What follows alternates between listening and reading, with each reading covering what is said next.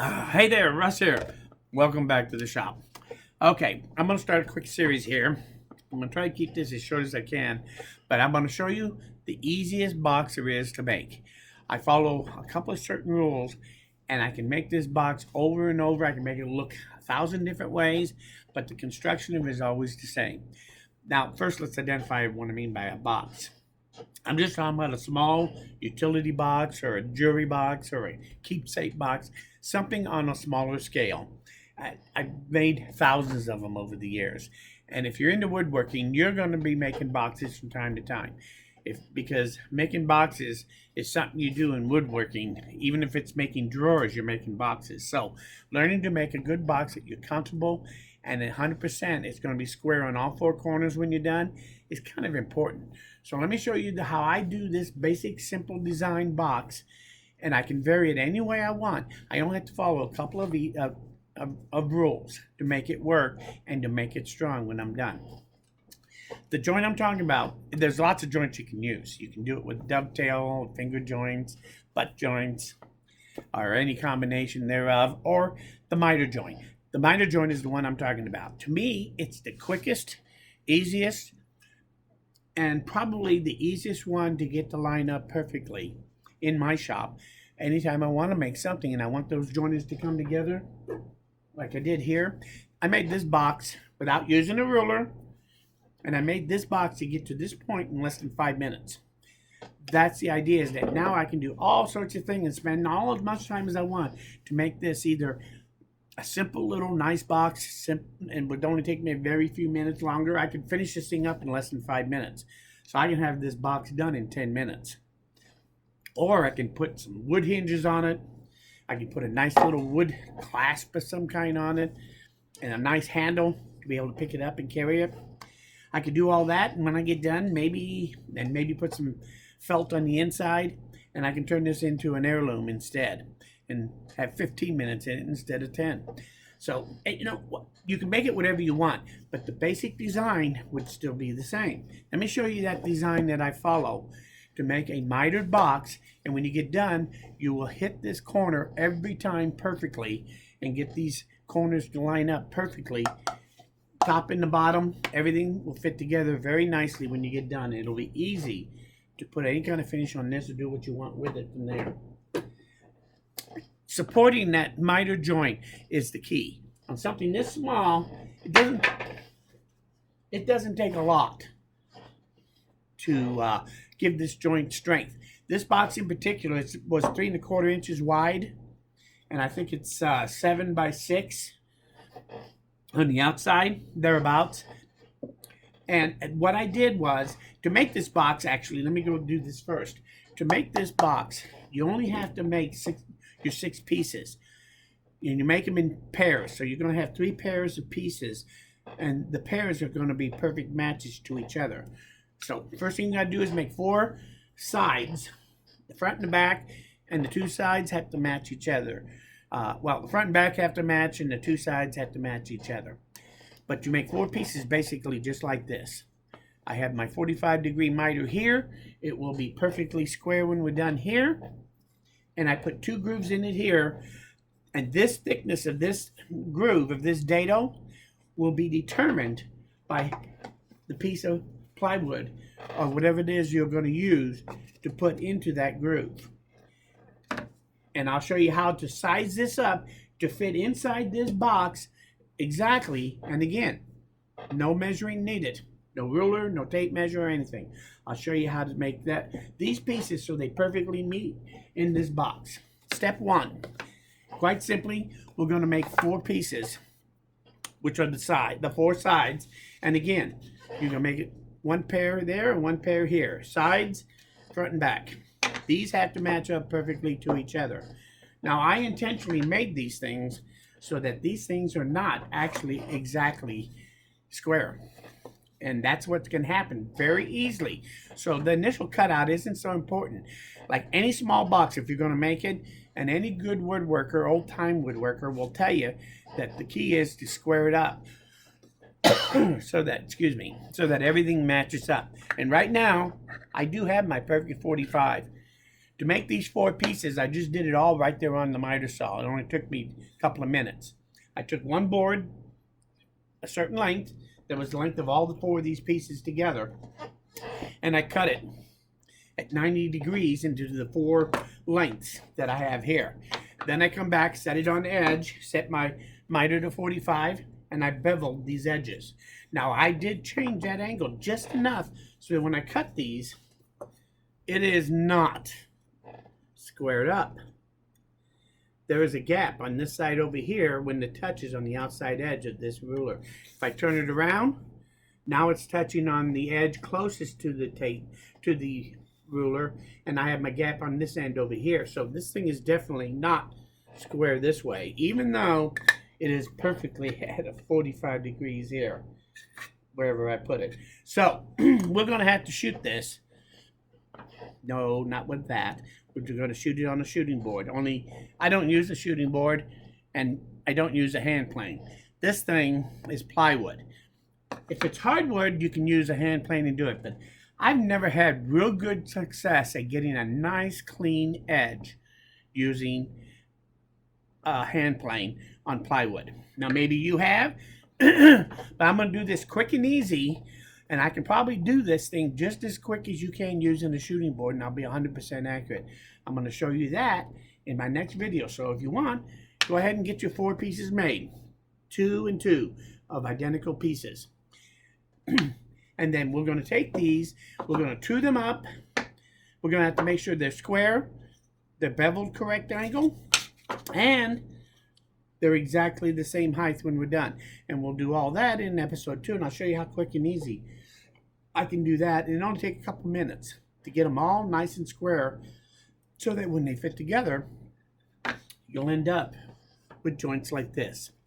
Now, as far as reinforcing this, that miter joint is not very strong by itself. But the way I made this as strong as I did was by gluing this piece into those grooves. The top and the bottom aren't free-floating.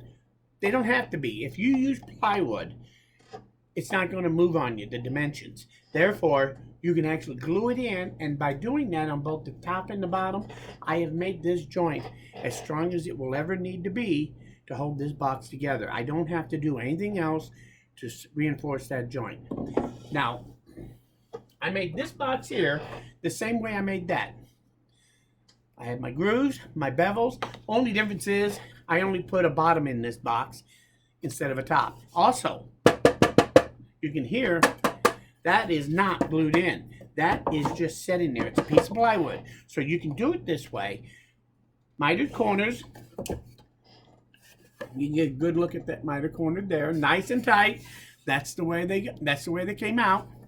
But I did put keys in here across the joint to reinforce this one because I didn't have any other way of making this joint stronger. So in this case, I put these in there, and that's more than enough to give it the strength for this box.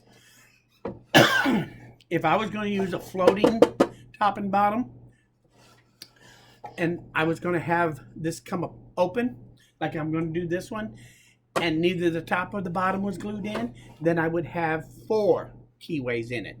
2 on the top and 2 on the bottom to give this joint the strength it would need to support this miter joint and not come apart on either the top or the bottom once I cut it apart. So the key is necessary. I could also do a spline. A spline goes across the face of the joint. A key goes across perpendicular to your joint. I know some guys out there, and it just amazes me, and this is one of my little fetishes. I've watched so many people call this a spline. That is not a spline. That is a key. If it put it through this way, across there, all the way through the joint, and I could even make it shorter, make it a stop spline, a hidden spline, but it's still a spline then.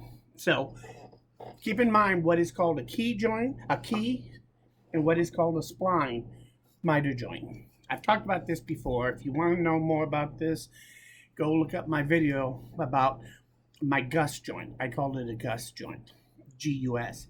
So if you put in Gus joint in my channel, probably even on YouTube, that'll come up.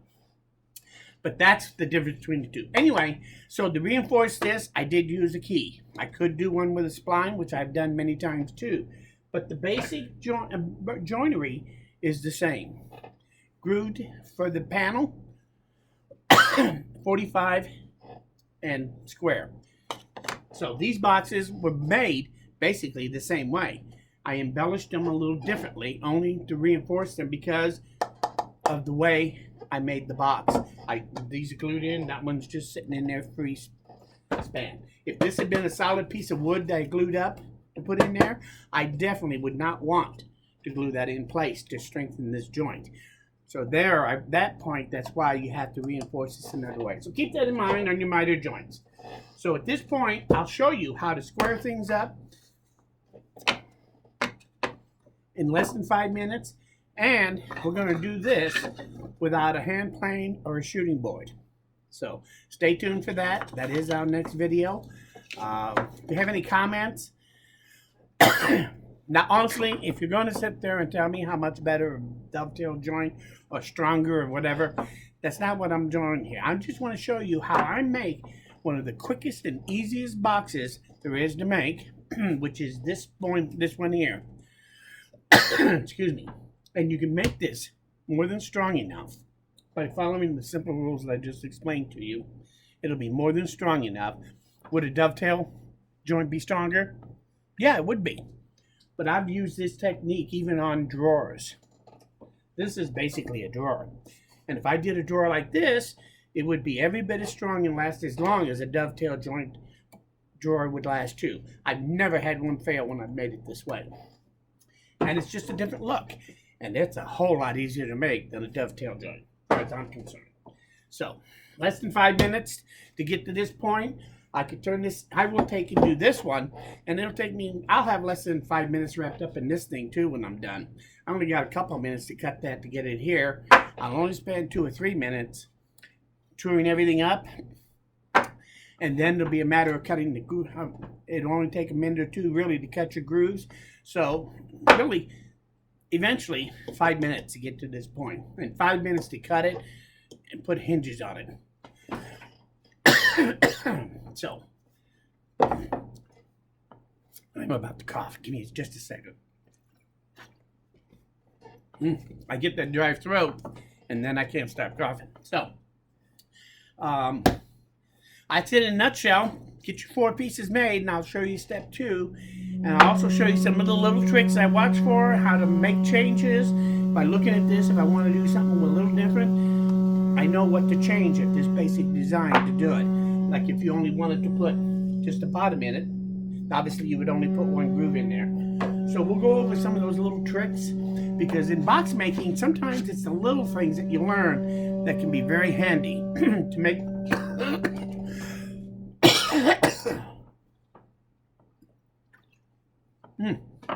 sorry. But to make this box is really very easy, and the tricks along the way are nice to know and to learn. For example, when I made this box, instead of rounding the outside edge over all the way around on the bottom, I did a stop round over. It goes from here to here, and it's still square on the very end. So when you set this down, that gives you that look. There it is. That gives you a look here of a shadow line. And it makes it look like you got little feet on it. Let's see if I can highlight that a little better. So if you look at it, see the shadow line right in the middle? And then out here on the 2 edges, you don't have as big a shadow line. So that gives you the appearance of little feet. It's a nice little trick, simple, and without having to go in here and actually cut these out ahead of time, all I did was do a quick round over. You could do a bevel instead of a round over and make it deeper. You could even do a little OG on that. That always looks very cool. And do a little OG on there and do the same thing and have it stop from the corners, and you get that look of having feet on there. So, nice little trick to turn a box from a plain box into something a little more elegant, just that quick and easy. And I used the same bit that I used to round everything else over when I did that. So, didn't even take any extra time. Little tricks like that I hope to show you as we go along here. to teach you how to make your boxes to what you really want them to be, and do this without making it harder to do in most cases or weaker. So stay tuned. Next video, we're going to square everything up, round over our edges, and I'll show you what we want to do so that we're ready to glue this up, because there's a couple things we'll want to do to these before we do that. Okay, so I'm also, next time, I'll be cutting the piece out for the top and the bottom out of this, for this box.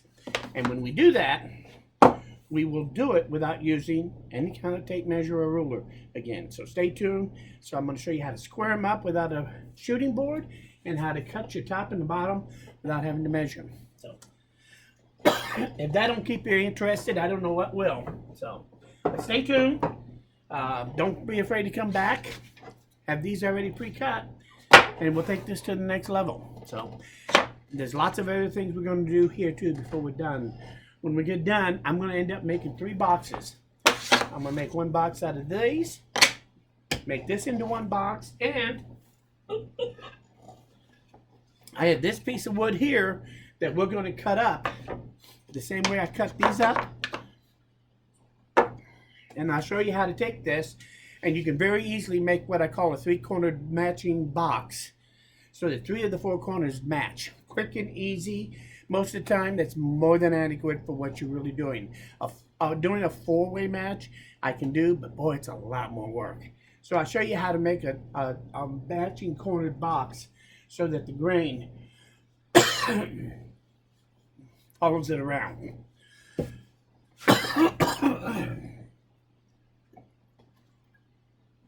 Sorry. Anyway, that's it. Thank you for coming by. Leave your comments. If you learned something here, you like it, hit that like button. Most importantly, come back again, because I'm nowhere near done. Thanks, and we'll see you guys again soon.